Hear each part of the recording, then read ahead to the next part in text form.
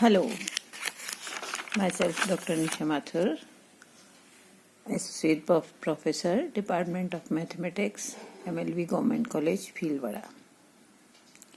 आज हम triple integral के बारे में पढ़ेंगे। ट्रिपल इंटीग्रल से नाम से ही लगता है कि ट्रिपल मीन्स 3 बार इंटीग्रल करना।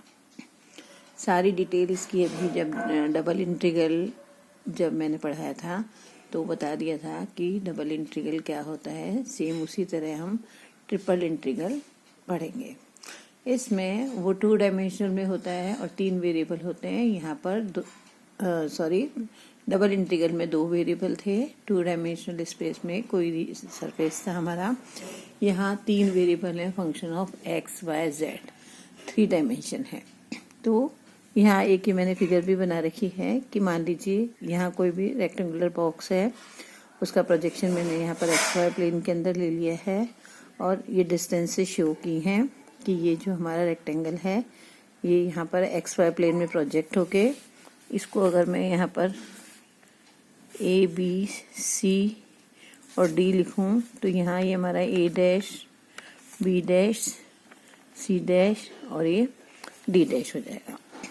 तो ए बी सी ये हमारा एक्स वाई प्लेन में है, इसलिए डिस्टेंसेस मैंने लिख दी हैं। ये स्मॉल ए ये स्मॉल बी, मीन्स जो एक्स लाई करेगा वो ए और बी के बीच में करेगा। जैसे हमने डबल इंटीग्रल में छोटे छोटे इंटरवल के अंदर उसको सब इंटरवल बनाए थे उसके, उसी तरह यहाँ पर हम इंटरवल के अंदर इनको छोटे, तो यहाँ पर ये जो है हमारा ए जो लोअर लिमिट है, बी हमारी अपर लिमिट है।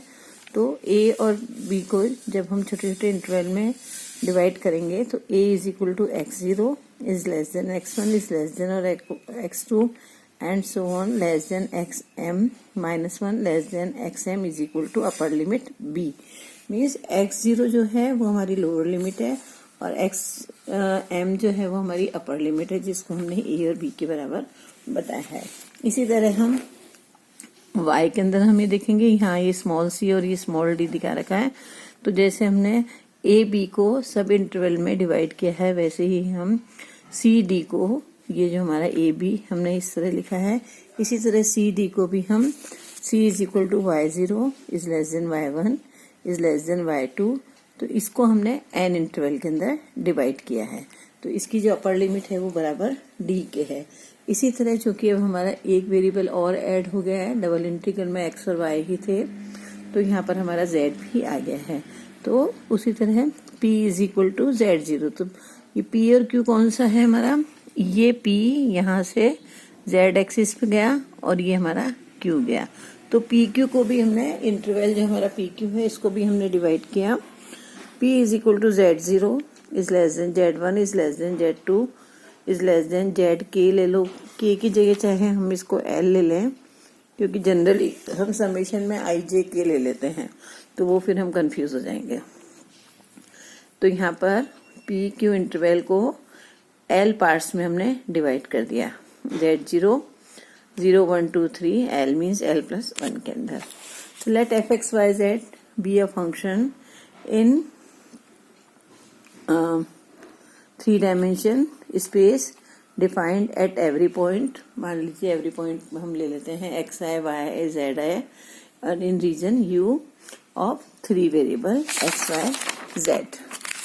उसके बाद है, जैसे हमने डबल इंटीग्रल में किया था, रीमानियन सम लिया था, पॉइंट लेके और फिर फंक्शन से उसको मल्टीप्लाई करके हर पॉइंट को ऐड कर दिया था। तो वो जो हमारा ऐड हुआ था, जो समेशन आया था, summation means integration eight every point, तो वो हमने हर पॉइंट पे ले लिया था और उसकी जब n टेंडिंग टू इन्फिनिटी होगा या m टेंडिंग टू इन्फिनिटी होगा या l टेंडिंग टू इन्फिनिटी होगा, तो वो जो इंटरवल्स हैं वो हमारे छोटे छोटे छोटे टेंडिंग टू 0 हो जाएंगे। मीन्स इतने छोटे छोटे पार्ट्स में हम डिवाइड कर रहे हैं कि अगर हम उसको कैलकुलेट करेंगे तो हमारा टेंडिंग टू 0 हो जाएगा। तो यहाँ पर हमने लिख लिया a to b c to d और ये p टू q फंक्शन, तीनों वेरिएबल एक्स वाई जेड और डी बी हमारा वॉल्यूम है, ये हमारा वो रीजन है जिसपे हम इंटीग्रेट कर रहे हैं। Is equal to summation I from 1 to m। 1 to m क्यों है, क्योंकि हमने x को m तक लिया है, y को n तक लिया है और z को हमने l तक लिया है। तो ये हो गया हमारा ui, vj और wk dx, dy, dz। अब इसी को यहाँ पर एक तो ये है कि a to b, c to d और p to q मीन्स अगर हमारी लिमिट्स कांस्टेंट है, जैसा कि मैंने डबल इंटीग्रल में भी बताया था कि जब हम इवैल्यूएशन करते हैं, जब हम कैलकुलेट करते हैं इंटीग्रल की वैल्यू, तो हमको ये देखना होता है कि हम सबसे पहले किस वेरिएबल के उसमें इंटीग्रेट करें। तो यहाँ अगर तीनों वेरिएबल ये जो वैल्यूज हैं वो अगर कांस्टेंट होती है, सपोज करो 0 to 1, 0 to 2, 1 to 3 इस तरह की होती है, तो हम किसी भी वेरिएबल को पहले लेके इंटीग्रेट कर लेते हैं और बाकी दो को हम कांस्टेंट मान लेते हैं। लेकिन अगर इस तरह की हो, जैसे कि यहाँ पर x from a to b, y1x और y2x दे रखा है और यहाँ पर z1xy और z2xy दे रखा है।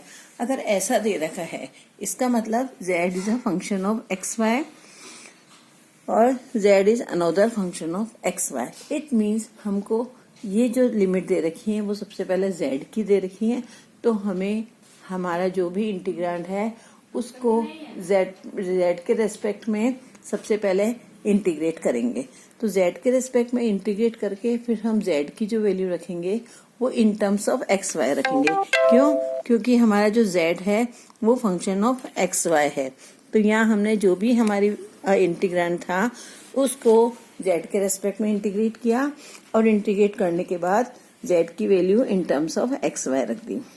उसके बाद फिर यहाँ पर है y1x और y2x, इसका मतलब y is a function of x। It means हमको y के रेस्पेक्ट में इसको इंटीग्रेट करना है।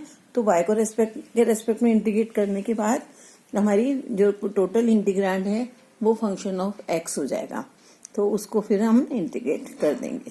तो ये प्रोसेस हमारा सेम वैसा ही है, पैरेलल टू डबल इंटीग्रल के। अब इसकी एक बहुत इंपॉर्टेंट थ्योरम है डिरिचलेट इंटीग्रल। इससे हमारे काफी सारे क्वेश्चंस बहुत इजीली कैलकुलेट हो जाते हैं। तो यहाँ हम ये देखेंगे कि डिरिचलेट इंटीग्रल में ट्रिपल इंटीग्रल v जो है हमारा वॉल्यूम ऑफ इंटीग्रेशन, जो भी हमको इंटीग्रेशन जिस भी रीजन में हमको इंटीग्रेट करना है वो v हमने यहाँ पर रख दिया है। x raise to l minus 1, y raise to m minus 1, z raise to n minus 1, dx dy dz is equal to gamma l, gamma m, gamma n और gamma l plus m plus n। Since और जहाँ की हमें दे रखा है bounded region x greater than 0 means positive coordinate of x axis, y z same और x plus Y plus Z is less than और इक्वल टू 1। इस तरह का क्वेश्चन मैंने डबल इंटीग्रल में भी बताया था। उसमें हमारा था x plus Y is less than और इक्वल टू 1 और x एक्सिस और y एक्सिस थी हमारी। यहाँ वो जो लाइन थी हमारी x plus Y is equal to 1 line 3 dimension में अब प्लेन बन गई है। तो ये हमारा प्लेन है x plus Y plus Z is less than और इक्वल टू 1। अब हम इसको सॉल्व करेंगे। हम सबसे पहले इसकी लिमिट्स निकालेंगे। तो लिमिट्स कैसे निकालेंगे? हमारी x ग्रेटर देन और इक्वल टू 0 है। तो जो फिगर मैंने फर्स्ट उसमें बताया था, ये प्लेन जो से हमने लिया था, तो यहाँ पर अगर ये प्लेन हमारा यहाँ है तो इसका जो प्रोजेक्शन अगर xy प्लेन के अंदर है तो xy प्लेन में z हमारा 0 होता है। ठीक है, तो हम सबसे पहले ये देखेंगे कि ये हमारा अगर xy प्लेन में हमारी लाइन है और अगर x plus Y plus Z is less than और इक्वल टू 1 है तो हम इसका प्लेन ये हमारा है, तो इसकी हम लिमिट सेम उसी तरह से निकालेंगे जैसे हमने लाइन लेके जब हमारी स्ट्रेट लाइन थी तब निकाली थी। तो यहाँ से हमारा हो गया कि z is equal to 1 minus x minus Y, X plus Y plus Z is equal to 1 मान के चलते हैं और फिर हम एरो ले लेंगे क्योंकि लेस देन है तो इनसाइड एरो ले लेंगे। तो ये X plus Y plus Z is equal to 1, तो यहाँ से z is equal to 1 minus x minus Y आ गया and z is equal to 0 in X Y plane. So limits जो z की है वो from 0 to 1 minus x minus Y हो जाएगी। उसके बाद एक्स वाई प्लेन में z 0 है तो x plus Y is equal to 1 हो गया। It means y is equal to 1 minus X और एक हमारी x एक्सिस है जो कि y इक्वल टू 0 है। तो z की लिमिट हो गई 0 से 1 minus x minus Y y की लिमिट हो गई 0 से 1 माइनस एक्स और x की लिमिट हो गई 0 to 1। इन सबको हमने यहाँ पर रख दिया। जो हमारा गिवन इंटीग्रल है 0 to 1, 0 to 1 minus X, 0 to 1 minus x minus Y. फिर हमारा इंटीग्रांड है x raise to l minus 1, y raise to m minus 1, z raise to n minus 1, dx, dy और dz। अब यहाँ हमें देखेंगे कि ये जो है फंक्शन ऑफ एक्स वाई है, 1 माइनस एक्स माइनस वाई जो है वो फंक्शन ऑफ एक्स वाई है। तो फंक्शन ऑफ एक्स वाई है, इसका मतलब हमको सबसे पहले z के रेस्पेक्ट में इंटीग्रेट करना है। तो z raise to n minus 1 है, तो इसका integration z raise to n upon फिर n हो गया है। लिमिट रखी हमने 0 to 1 minus x minus y, यहाँ हमारी लिमिट आ गई, 0 से ये 0 बन जाएगा, तो खाली हमें x 1 minus x minus y रखना है। उसके बाद अब हम ये देखते हैं कि ये देखने से हमें लग रहा है कि इस तरह सॉल्व नहीं होगा, तो हम इसमें एक सब्स्टिट्यूशन रखते हैं, एक नया वेरिएबल इंट्रोड्यूस करते हैं। तो हमने रखा y is equal to 1 minus x into t. तो जो dy है हमारा वो equal to 1 minus x d t हो जाएगा। वो इसलिए हो जाएगा क्योंकि यहाँ पर हम x को कांस्टेंट मान रहे हैं। अभी जब y के रेस्पेक्ट में इंटीग्रेट कर रहे हैं तो हम x को कांस्टेंट मान रहे हैं। तो dy की वैल्यू हो गई 1 माइनस एक्स डी टी।